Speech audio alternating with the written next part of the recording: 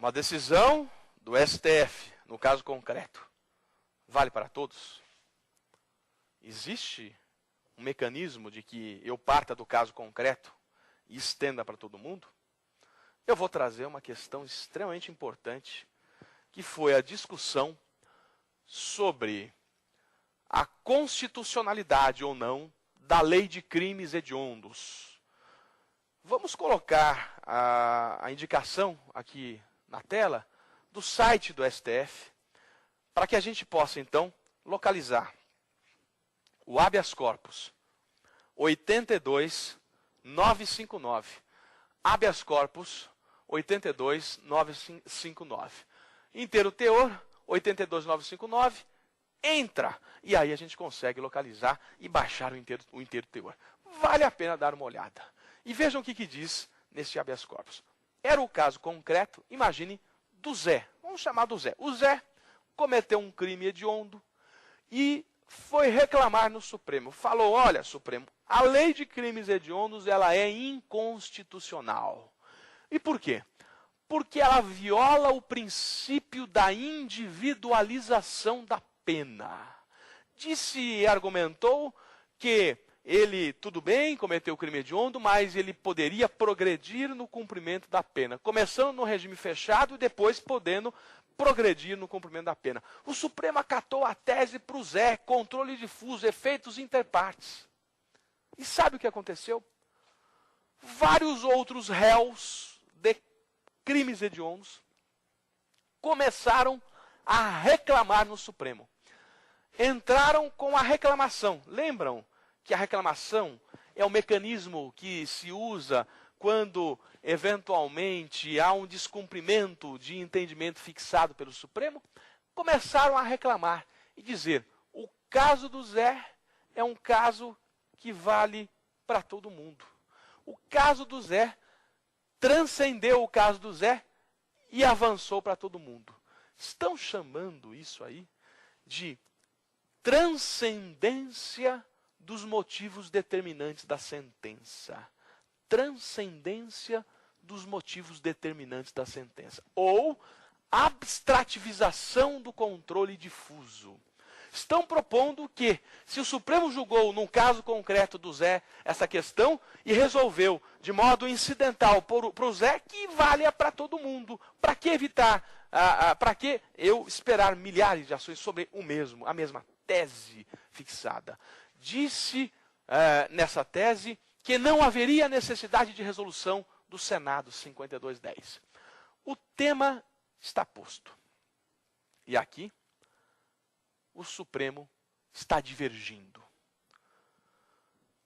2 ministros do Supremo já disseram que o artigo 5210 sofreu uma mutação constitucional.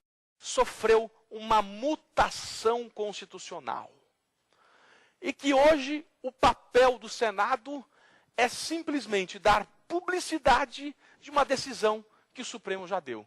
Vale dizer, no caso concreto, o Supremo julga a questão, isso passa a valer para todo mundo. Deixa eu explicar melhor o que é mutação constitucional e diferenciar a mutação de reforma. Mutação nada mais é do que uma alteração no sentido interpretativo da norma.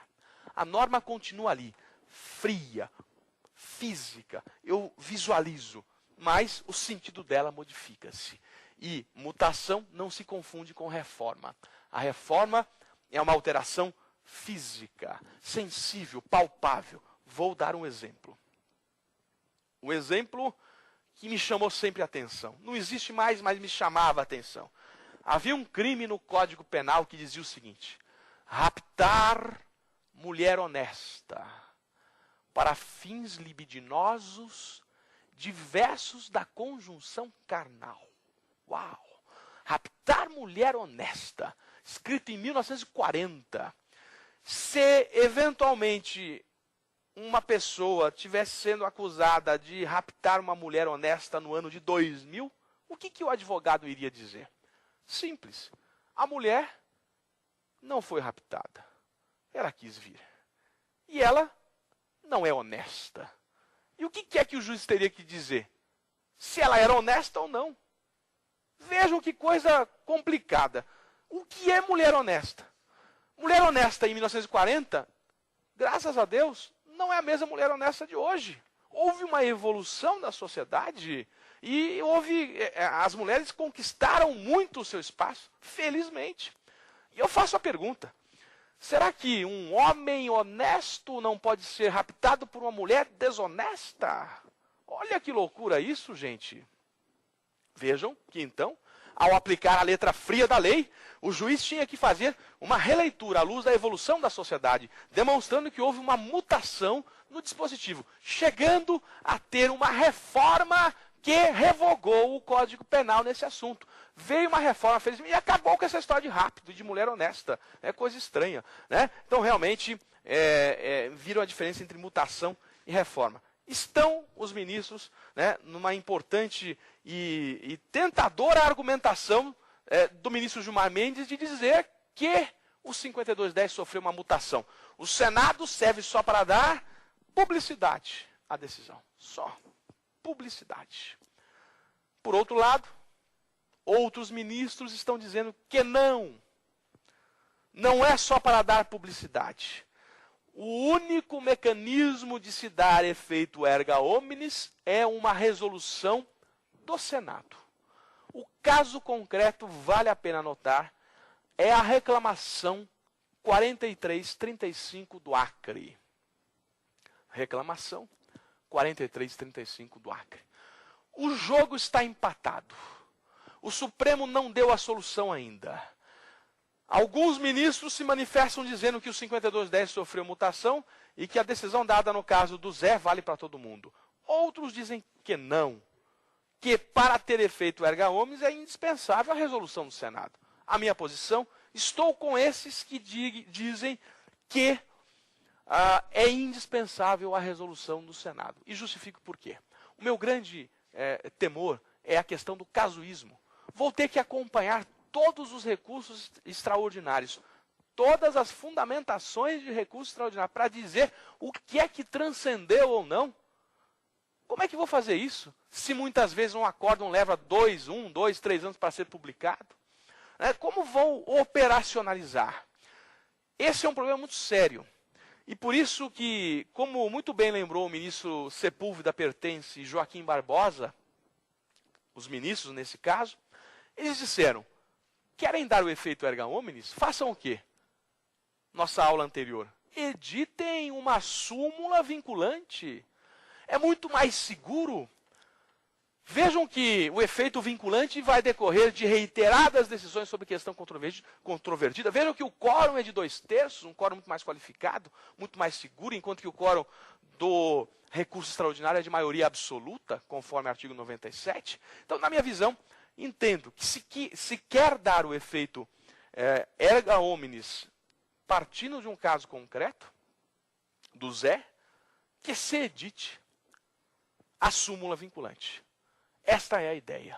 Então, portanto, não sou favorável à abstrativização do controle difuso. Eu não sou favorável à tese da transcendência dos motivos determinantes da sentença no controle difuso. Eu entendo que o efeito erga omnes vai decorrer ou de uma súmula vinculante ou de um controle concentrado. E agora, falta falar, então, do controle concentrado e dos efeitos do controle concentrado. Vamos lá. Bom, sobre a ideia do efeito do controle concentrado, eu queria, antes de já entrar no controle concentrado, retomar um pouquinho a questão do controle difuso, porque o nosso amigo Plínio tem alguma coisa a dizer. Qual é a sua visão, Plínio? Você acha que a tese da abstrativização ela deve prevalecer? Ou você é contra essa tese e por qual motivo, Plínio? Eu acredito que o posicionamento do presidente Gilmar Mendes ele esbarra principalmente no princípio da publicidade, onde todos os órgãos da administração pública, judicial ou não, devem dar publicidade a seus atos. Então, delegar posteriormente a uma publicidade do Senado Federal esbarraria principalmente nesse princípio, que deveria ser uma obrigação de todos, independente se for uma decisão judicial, através de uma DIN, ou uma lei editada pelo próprio Senado Federal, posteriormente sancionada ao presidente. Então, sendo uma obrigação de toda a administração. Interessante. Então é mais um argumento